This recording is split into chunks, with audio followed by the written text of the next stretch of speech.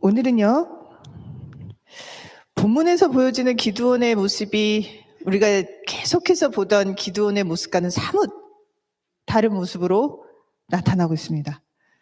포도즙 틀에서 본래 미디안 모르게 이 곡식을 좀 탈곡을 하려고 했던 겁장이 기드온이 어느덧 주님하고 이 동행의 시간들이 쌓이면서 큰 용사라고 불리우기에 사실은 좀 부족함이 없는 모습을 오늘 본문에서 보여주고 있습니다. 오늘 본문의 기도는 익히 우리가 알고 있는 어떤 장군, 이게 멋진 승리의 장군과 비교를 해도 뭐 그렇게 이렇게 처지지 않는 그런 모습을 하고 있어요. 기도는 지난주에 어떤 일이 있었냐면 이제 미디안 진영으로 이제 들어가야 되는데 두려움에 떨고 있으니까 너 들어오냐? 그러면 미디안 진영으로 부하를 데리고 가봐. 그리고 난 다음에 그들이 하는 소리를 들어. 그렇다면 너는 담대하게 미디안 진영으로 들어갈 수 있을 거야 라고 이야기를 합니다. 그래서 정말 가봅니다. 그리고 거기서 놀라운 이야기를 들어요. 그래서 기도는 깨닫습니다. 이스라엘의 여호와가 단지 우리 민족의 여호와가 아니라 그 이방신의 마음속에도 역사하시고 그의 구원을 계시하시는 분이시구나. 이 전방위로 움직이시는 분이구나 하고 확신합니다. 이렇다면 여호와께서 말씀하시는 구원 이루어지시겠구나. 약속을 성취하시겠구나. 이 구원은 하나님한테 속한 것이구나를 확신하고 담대함을 얻습니다. 그래서 이제 16절 이 꿈 얘기 넘어가서요 16절의 이야기로 이제 넘어갑니다. 16절에서는 이제 우리가 빠르게 좀 살펴볼 텐데요. 16절에서부터는 쭉 전략, 전술을 이제는 이 이스라엘한테 이야기하는 장면이 있고요. 그리고 그것을 본격적으로 19절부터는 실행하는 장면들이 나옵니다. 그래서 16절을 보면요. 일단 기드온이요 300명만 가지고 싸워라 라고 하나님께서 말씀하셨어요. 그래서 이 300명을 가지고 13만 5천 명의 미디안 진영과 대적을 합니다. 그러면서 전략을 짜요. 3대로 나눕니다. 즉, 세 그룹핑을 해요. 그러니까 한 그룹핑에 한 100명 정도 들어가는 거겠죠. 그리고 난 다음에 이 300명을 세 그룹 100명씩 이렇게 묶고 난 다음에 각 손에 나팔과 빈 항아리 그리고 횃불을 항아리 안에 감추라고 얘기를 합니다. 즉 이렇게 제가 이제 상상을 해봤어요. 일단은 나팔이 이렇게 만약에 있다면 나팔을 이렇게 붙잡고요. 그 다음에 항아리를 한쪽으로 붙잡으면 횃불 들 수가 없으니까 아마 이렇게 제가 모르겠어요. 나팔을 이렇게 어깨에 짊어졌을지 모르겠지만 하여튼 양손을 다 이 세 가지 도구를 쓰는데 사용하게 됩니다. 곧 다른 무기를 들 수 있는 손은 없어요. 그래서 이들은 그 많은 적들 앞에서 각 손의 나팔과 빈 항아리 그리고 횃불을 들고 섭니다.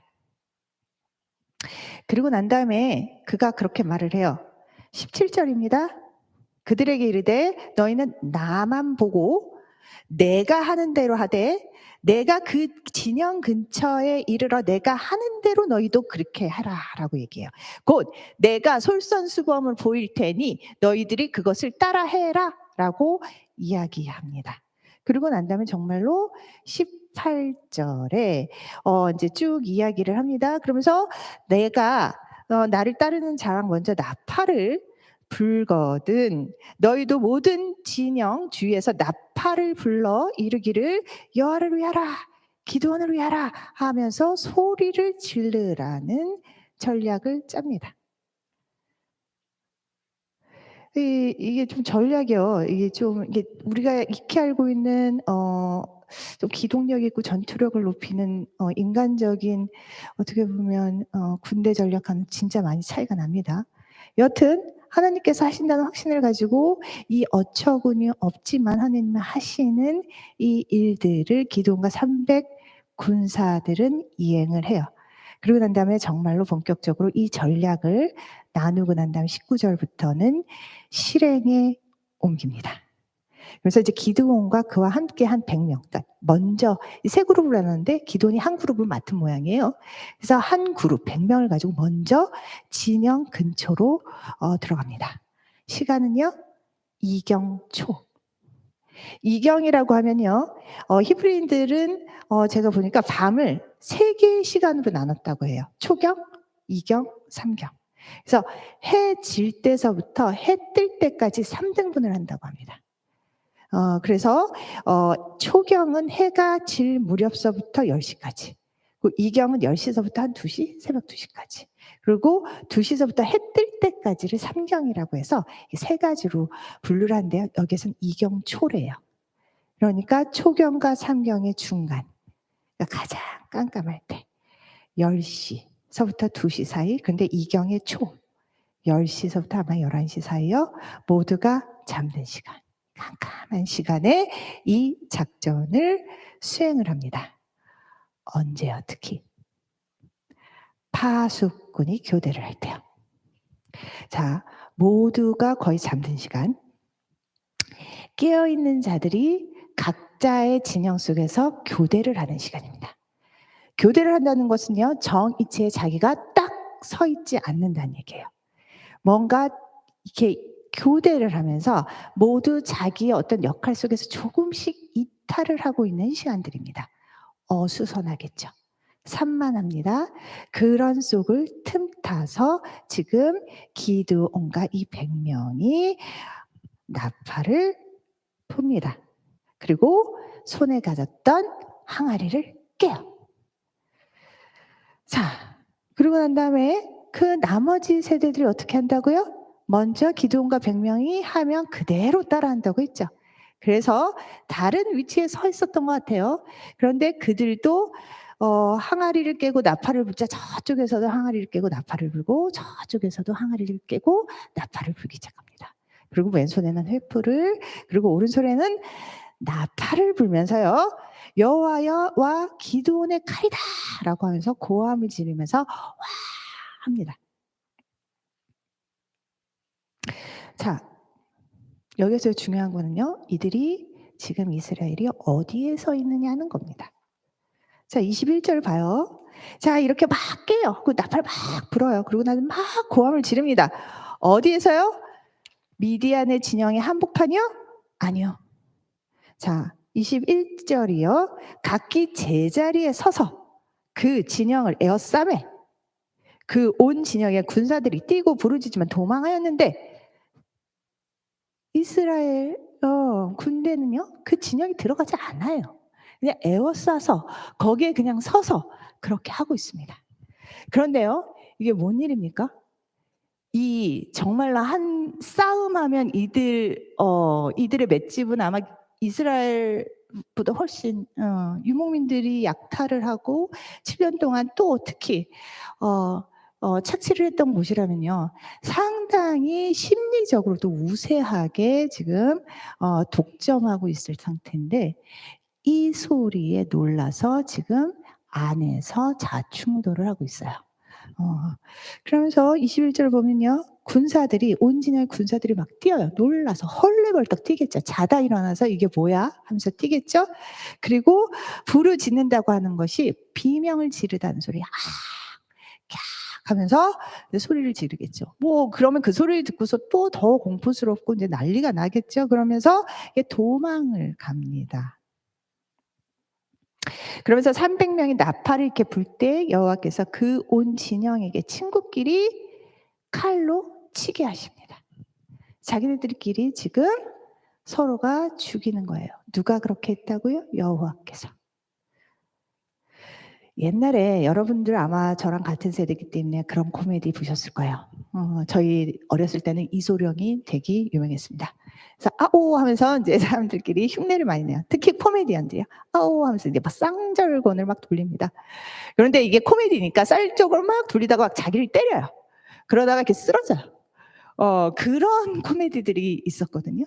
딱 그 꼴이지 않습니까?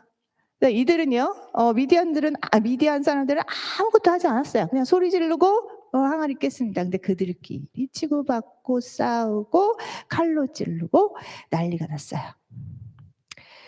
그러면서 이들은 도망을 가요. 근데 여기서 보니까 아까 틀리지 않고 되게 잘 읽으셨던데 저는 입에 붙지 않더라고요. 스레라의 베는시다에 이르고 또 답밭에 가까운 아벨 부홀리 경계에 이르렀다. 뭐 이제 이런 얘기를 하는데 사실은 학자들에 의해서는 이 지형이 정확하게 나와 있지는 않다라고 얘기를 해요.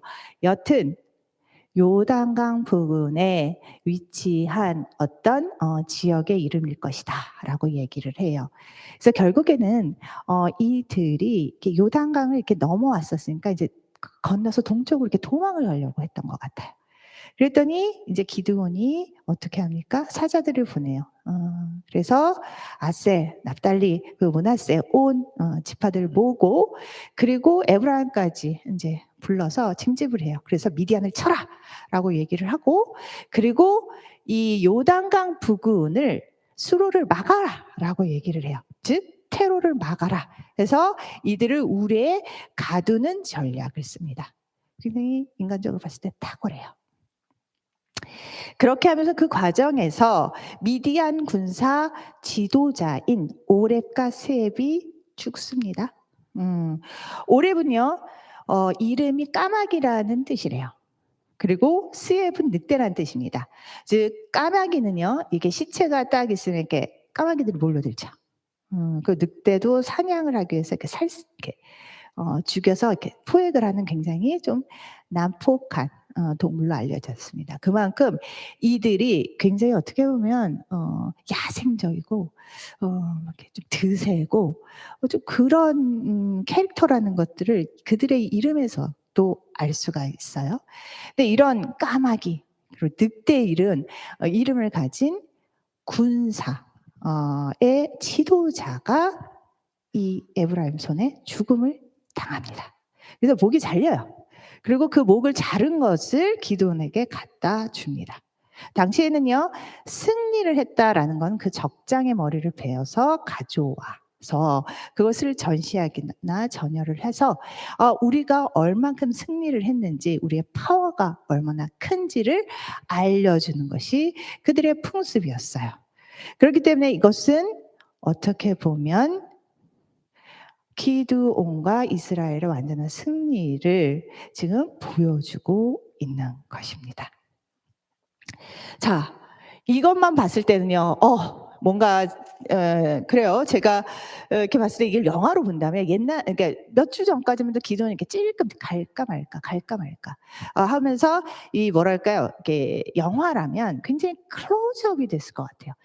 클로즈업이 돼 가지고 갈까 말까 하는 이 심리를 다뤘을 것 같습니다. 그래서 되게 어떻게 보면 좀 타이트하게 클로즈업 그 영상을 담았을 것 같은데 오늘은요 약간 인제 뭐라 그럴까요? 그 제작비를 좀 투여를 해야 되죠. 이렇게 멀리서 앵글을 잡습니다.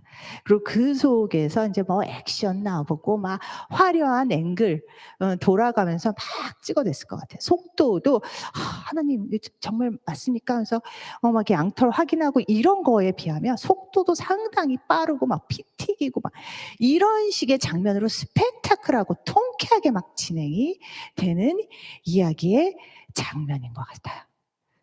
자, 굉장히 어떻게 보면 지금까지 있었던 기드온과 이스라엘의 장면과는 상당히 다른 오늘의 장면이 펼쳐지고 있어요. 자, 숨가쁘게 왔죠. 이걸 딱 보시면 오늘의 이야기가 여기가 메인 테마가 아니겠구나 싶을 거예요. 벌써 이렇게 얘기를 다 이렇게 조금 이렇게 끊어서 말씀을 안 하시고 이렇게 전하지 않으시고 이렇게 후루룩 할까? 자, 우리가 인제 보려고 하는 것은 여기 있는 것이 아니에요. 자, 이런 멋진 승리. 하나님의 온전한 승리. 자, 그렇다면 오늘 이 본문의 말씀은 하나님과 동행을 했더니 하나님이 우리에게 큰 승리를 주셨다. 그래서 하나님의 말씀을 잘 따르고 살면 이렇게 기드온이 하나님한테 높이 쓰임을 받는다라는 메시지일까요? 그럴까요? 제가 만약에 그게 메시지라면 이렇게 묻지 않았겠죠. 그리고 오늘의 제목도 뭡니까? 이게 뭐죠?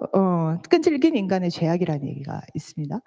요게 뭔 끈질긴 죄악이 있어. 이게 하나님의 온건한 승리인데라고 하는 수 있는데 우리가 이제는 찬찬히 도대체 이 승리, 하나님이 이끄시는 이 승리에 과연 기드온은 어떻게 반응을 하고 있는가? 그 안에서 우리는 또 한 번 하나님이 우리에게 주시는 오늘의 메시지가 뭔가를 살펴봐야 될 것 같습니다. 자, 14절로 다시 돌아가겠습니다. 자, 찬찬히 읽어보면요. 이 승리 가운데 기드온이 좀 이상해요. 하나님께서요, 분명하게 이방 신을 믿고 있는 미디안한테 그 꿈속에서 그리고 해몽을 통해서 계시를 하십니다. 이스라엘의 구원을 이야기를 하세요. 자, 어떻게 구원을 이야기하고 계시는지를 봅시다. 자, 14절인가요? 자, 14절입니다. 해몽을 합니다. 꿈을 꿨다고 하니까 그의 친구가 대답하여 이릅니다. 이는 다른 것이 아니라 이스라엘 사람 요아스의 아들 기드온의 칼이라. 하나님이 미디안과 그 모든 진영을 그의 손에 넘겨 주셨느니라 하더라. 자, 누가 무엇을 지금 이스라엘 손에 넘겨줬죠? 하나님이, 그죠? 미드안과 그 모든 진영입니다. 이 모든 진영을 넘겨줬더라고 이야기를 해요. 계시를 하십니다. 그리고 그것을 들어요. 그런데 이제 미디안은요, 이것을 이제 그들이를 통해서 하나님이 계시한 것을 들은 그가 이제 그것을 전달하잖아요. 이스라엘 사람들한테, 군대한테. 그걸 전달을 하는 데 있어서요. 뭔가 살짝 이 계시가 바뀝니다. 근데 너무나 아쉽게도 개역개정에서는 그 차이를 실지 않았어요. 그래서 여기서 보면요. 기드온이 그 꿈과 해몽의 말을 듣고 경배하며 이스라엘 진영으로 돌아와 이르되 일어나라. 여호와께서 미디안과 그 모든 진영을 너희 손에 넘겨주셨느니라 하고 그 모든 진영이라고 번역되어 있습니다. 그런데요. 이 개역개정을 제외한 원문 그리고 모든 다른 새번역, 우리말 성경, 현대인의 성경, NIV 이 모든 성경에서는요 그렇게 써 있지 않고요 그냥 모든을 뺐어요. 그러니까 모든 진영을 넘겨주겠다라고 하나님이 계시를 했는데 거기에서 딜리버리를 하는 가운데서 미디안의 막사 혹은 미디안의 진, 그냥 미디안의 일부 이런 식으로 그 홀 캠프라는 것을 빼버렸어요. 이런 식으로 말이 이 계시가 바뀌는 것을 확인할 수가 있습니다. 자, 이게 뭐가 그렇게 큰 이유냐 하시겠지만 앞으로의 이제 기드온의 행보를 보면요, 이런 어떻게 보면 조금씩의 이 하나님과의 이 흔들림, 명확하지 않은 흔들림이 이 기드온에게 점점 하나님과 벗어나는 방향으로 나아가고 있다는 것을 볼 수가 있어요. 자, 기드온이 왜 모든 진영이라고 할 때 그 모든을 뺐는지는 사실 성경 본문을 통해서는 우리가 알 수 없습니다. 왠지는 잘 모르겠어요. 그 모든 진영이라는 게 부담스러웠는지. 그래서 아니면 이 얘기를 하면 이스라엘 군대가 미리 겁을 먹을까 봐 일부러 축소해서 달래기 위해서 그랬는 건지는 잘 모르겠어요. 하지만 분명한 것은요. 기드온이 하나님의 계시를 임의대로 해석해서 전달하고 있다라는 것은 우리가 알 수가 있습니다. 그리고요. 두 번째 기드온의 상황은 조금 더 심각합니다. 여기 여러분들 보시면서 이게 뭐지? 왜 이러지? 하시는 구절이 있을 거예요. 뭐냐면 여호와를 위하라, 기드온을 위하라. 네? 왜 갑자기 여기서 기드온이 나오지? 하시는 분들이 계실 거예요.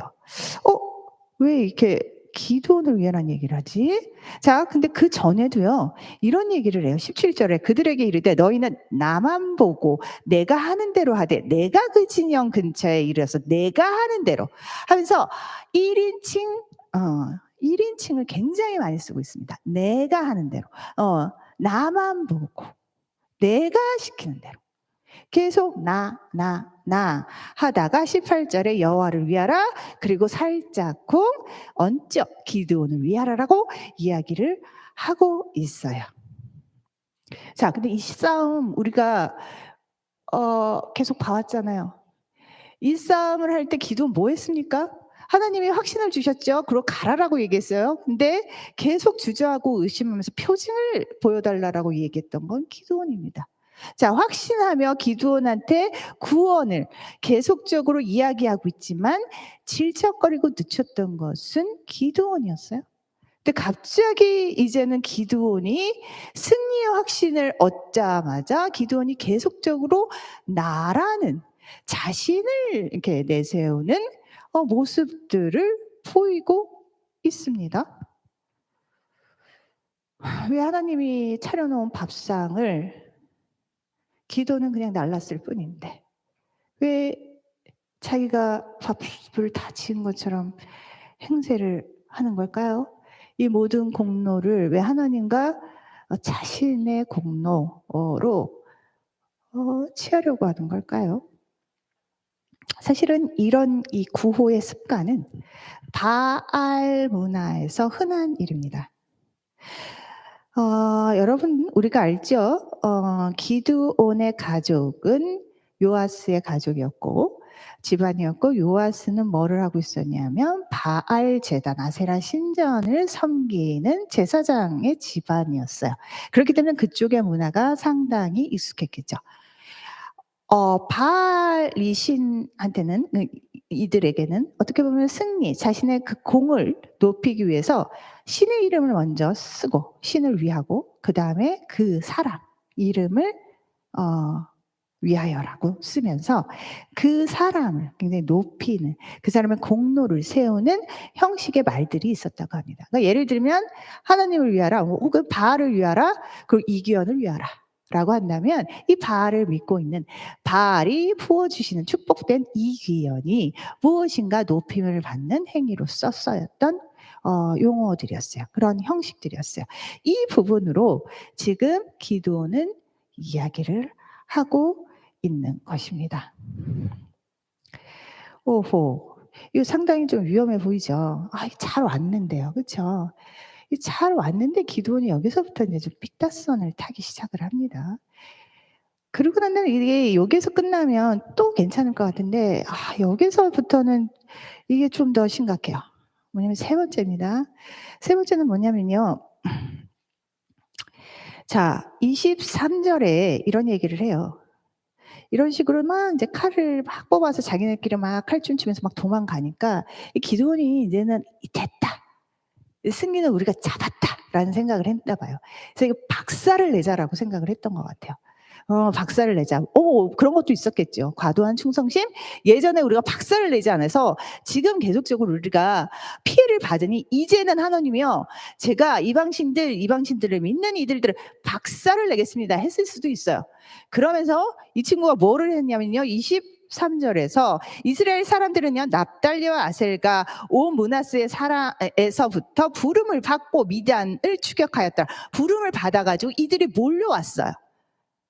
자, 그리고 24절에 기드온이 사자를 보내서 에브라임 온 산지를 두루 다니게 하여 이르기를 내려와서 미디안을 치고 그들을 앞질러 어쩌고 저쩌고 요단강에 이르는 수로를 점령하라라고 얘기를 해요. 대로를 점령하라라고 얘기를 해요.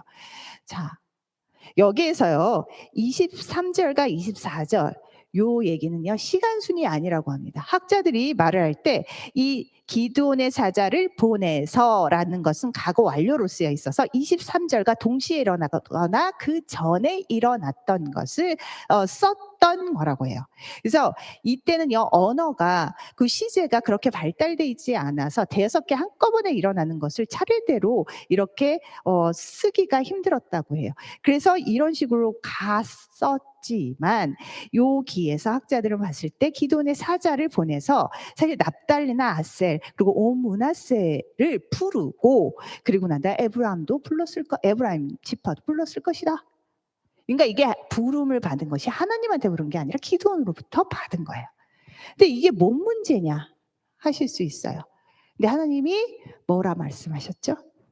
하나님은 분명히 3만 2천 명이 이제 몰렸죠. 우리가 그래도 싸워보겠습니다. 그랬더니 하나님께서 뭐라 말씀하셨습니까? 너무 많다. 2절에서 말씀하시죠. 백성이 너무 많아. 그래서 나는 그들의 손에 미디안을 너희들 손에 넘겨주지 않을 거야. 왜? 이스라엘이 또 이렇게 넘겨주면 나를 거슬러 스스로 자랑하기를 내 손이 나를 구원하였다 할까 하여 수를 줄이겠다라고 선언을 아예 하셨어요. 그래서 2차례에 걸쳐서 인원을 빼십니다. 기억나시죠? 그래서 두려워 가. 그래서 3분의 2가 쭉 갔죠. 그러고 난 다음에 한 1,000명 남았어요. 10,000명 남았어요. 10,000명 남았는데도 그거 쓰시지 않으셨어요. 자, 강가에 내려가서 물 먹는 모습을 보시고 9,700명 가. 나는 300명만 데리고 갈 거야. 그러면서 정확하게 나누십니다. 모든 그 사람들을 진영으로 보내라고 해요. 뭐 그냥 남는 사람이 있고 그냥 가는 사람이 이렇게 썩지 않고요. 딱 300명에 그 나머지 모든 사람은 그 진영으로 가라고 얘기를 해요. 그러니까 300명만 가지고서 하나님이 이 전투를 하시겠다라고 이미 약속을 하셨습니다. 기드온도요. 그 한복판에서 그 이유도 알고 있었어요. 그 얘기를 말씀을 들었기 때문에 알고 있었어요. 그리고 하나님이 왜 이렇게 하시는지도 다 목격했어요. 거기에 없었던 사람이 아니었어요. 그냥 나중에 했더니 그랬다더라. 그랬대 하면서 온 게 아니라 다 받고 기드온을 하나님 안에서는 계속적으로 리더로 세우시고 왜 내가 그렇게 해야 되는지를 가장 친밀한 관계 속에서 이야기를 해주셨어요. 그런데 기드온이요. 승리를 목전에 두자 보니까 이걸 홀라당 까먹었는지 이들이 그 사람이 사자를 보내서 갑자기 그 아세, 납달리, 므낫세 보냈던 친구들 다 다시 소환합니다. 그리고 에브라임까지 사람들을 보내서 데려오게 해요. 그리고 미디안 쳐. 그리고 수로를 막아라고 이야기를 합니다. 이야기가 이게 이렇게 돼요. 이게 되게 멋진 승리인데, 그렇죠? 하나님께서 구원을 하시겠다고 말씀하셨고 이게 지금 다 잘 돼가고 있는데 기드온이 여기에서 계속적으로 무너지는 행동을 합니다. 그러면서 이 말씀이 무너지고요. 그러고 난 다음에 자기를 내세우고요. 공로로. 그러고 난 다음에 조금 더 이게 뭔가 승리가 취하고 사람들이 막 내 눈앞에서 도망가니까 이게 하나님의 인도하심이 아니라 내 방식대로 지금 이제 전쟁을 막 해 나가고 있어요. 이게 너무 불길합니다. 근데 이게 여기서 끝날 것 같지 않아요. 이게 다다음 주 계속되는 이야기 속에서 기드온은 멈추지 않고 이 불순종의 이 기여를 계속해서 갈 것 같습니다. 우리가 처음 사사기 얘기할 때 어땠어요? 여기에 사사기 패턴이 있다고 하지 않았습니까? 애굽에 사실은 우리가 노예였단 말이에요. 그래서 힘들어서 울부짖었어요. 하나님 그걸 들으셨죠. 그러고 난 다음에 우리를 출애굽했습니다. 출애굽했어요. 그러고 난 다음 가나안에 우리를 주셨단 말이에요. 그런데 그 속에서도 하나님한테 불순종했어요. 그래서 하나님이 다 우리를 위해서 멸절하라는 그 이방 민족을 살려뒀어요. 그리고 좋은 것들, 그 수확물들 다 자기들 다 이거 꺾으라고 그랬는데 다 죽이라고 그랬는데 우리가 막 취했단 말이에요. 그러고 난 다음에 이제 계속해서 이들과 힘겨운 시간들을 보내요. 그래서 힘들다, 죽겠다 그러면서 하나님한테 가면 하나님이 또 불쌍히 여기서 사사를 일으키셔서 그들을 또 칩니다. 그래서 이스라엘을 구원해 줘요. 그러면 또 감사하다 하다가 또 살만하면 또다시 이방신들 그 다산과 풍요와 기쁨과 쾌락에 또다시 취합니다. 그러다가 노예가 돼요. 그래서 압제를 당해요. 그럼 또 "죽겠다, 죽겠다." 얘기를 합니다. 그리고 하나님한테 그제서야 가요. 그러면 하나님께서 또 불쌍히 여기사 사사를 보내셔서 이들을 또 보호하시고 구원해 내십니다. 그럼 또 감사하다 하면서 우리는 또다시 쾌락과 즐거움과 다산과 풍요에 또 취해서 또 그 속으로 이끌려 들어가는 것이 아니라 우리가 자진해서 들어가는 그런 아픔들을 계속 반복을 하고 있어요. 자, 기드온도 이게 그전까지 사사는요, 딱 끝나고 난 다음에 그래도 그 사사 때는 평강하게 이 하나님을 앙망하면서 지냅니다. 근데 이건 이 기드온 이 사사 때부터는요, 이 사사 안에서 부패가 일어나게 돼요. 그래서 좀 살만하니까, 이길만하니까 인제 정말로 미디안에서 구원을 받으려고 하니까 이 기드온이 다시 옛 습관을 가지고 바알과 아세라의 그 문화를 들여오고 자신을 들여오면서 사실은 이 승리를 온전하고 순결한 예배로 드리지 않고 있습니다.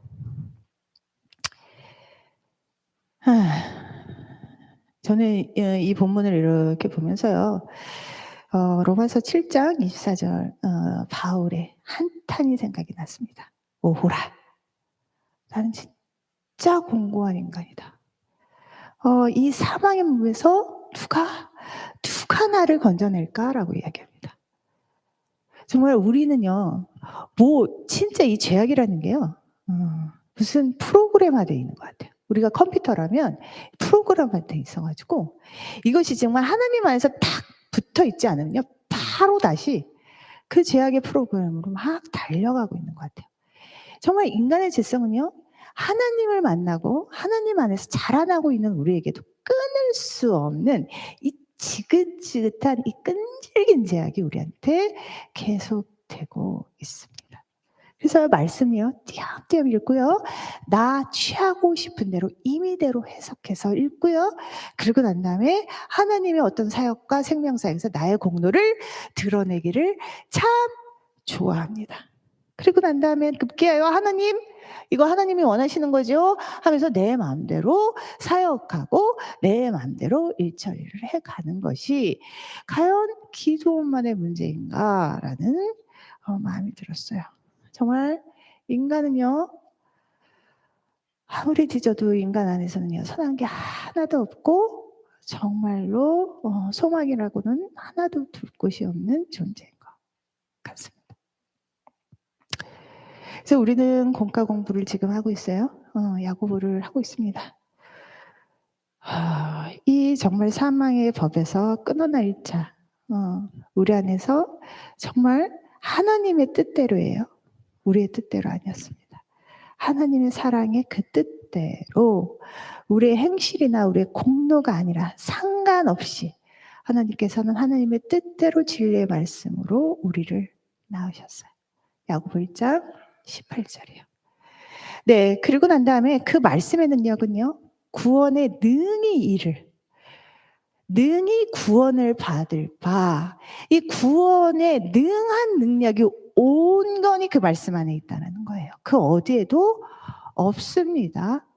지금 우리의 기드온의 삶을 이렇게 그 전쟁, 이 기드온의 미디안과의 힘겨운 전투에서 우리가 계속 보고 있지만은요. 이 구원은요. 우리가 할 수 없어요. 죄악을 우리가 핸들링할 수 없습니다. 우리 안에서 선한 것은 없어요. 자, 이 선함, 이 온전한 해방, 이 온전한 자유, 이 온전한 구원은요. 하나님 안에만 있습니다. 그 안에 그 능력이 우리 마음속에 이미 심겨져 있다. 이게 우리의 유일한 소망. 그 심기어진 말씀이 우리 안에서 잘 자라날 수 있도록 우리는 온유한 심령으로 반응해야 한다. 라는 말씀이 오늘 기도원의 이야기와 전혀 다를 바가 없다는 사실입니다. 기도원이 이 하나님이 하시는 이 행적을 이 온유한 마음으로 받지 못했어요. 겸손한 마음으로 받지 못했어요. 청지기의 마음으로 받지 못했어요. 종으로서 받지 못했어요. 그에게 공급받는 자녀로서 받지 못했어요. 그리고 다시 나 기드온 하면서 자신을 드러내기 시작합니다. 자, 온유한 심정으로 받는 거요. 자, 선택받은 우리한테 유일하게 주어진 특권이자 책임입니다. 자, 믿음은요, 과거형이 아니에요. 나 왕년에 하나님이 이렇게 일하셨지. 나 왕년에 이거 이렇게까지 해봤다? 자, 기드온의 과거, 에스라 신전 파괴했었고요. 밤이었지만은요, 바알 신전 파괴했던 그 믿음이 그래도 그에게는 있었습니다. 자, 사람들로 불러 모아서 전쟁하자고 징집할 때 그 나팔을 불던 기도는 믿음의 그 실천을 하고 있었어요. 자, 과거에 그 믿음이 있었다고 해서 오늘의 기도원을 또 유지시키고 강화시키는 것은 아니라는 것을 오늘 볼 수가 있습니다. 믿음은요, 늘 오늘입니다. 여러분은 지금 하나님과 어떤 동행을 하고 계십니까? 서 있습니까? 자, 난 요즘에 하나님하고 너무 잘 서 있어. 기도원을 기억하십시오. 자, 선자 넘어질 것을 주의하십시오. 또한, 자, 나 넘어졌어요. 일어날 수가 없을 것 같아요. 너무 죄송해서 일어날 수가 없을 것 같아요. 하나님은요, 여러분이 감당하실 시험만을 허락하십니다. 허락하시고 피할 길을 내어 주세요. 그래서 우리가 능히 감당할 수 있도록 돕습니다. 자, 여러분, 내 삶 속에서 오늘 내가 기도원과 같은 태도는 없는가? 하나님이 하시는 일 속에서 내가 감히 하나님의 이 신성하고 순결한 이 사역들에 내가 나의 진짜 더럽고 이기적인 내 이기심을 지금 집어넣고 있는 것은 아닐까? 한 주간 여러분의 사역 속에서, 여러분의 일터 속에서, 여러분의 가정 속에서 하나님의 가르침과 인도하심에 여러분은 어떻게 반응하고 있는지 살펴보시고 여호와께 속히 돌아가는 그런 시간 되셨으면 좋겠습니다.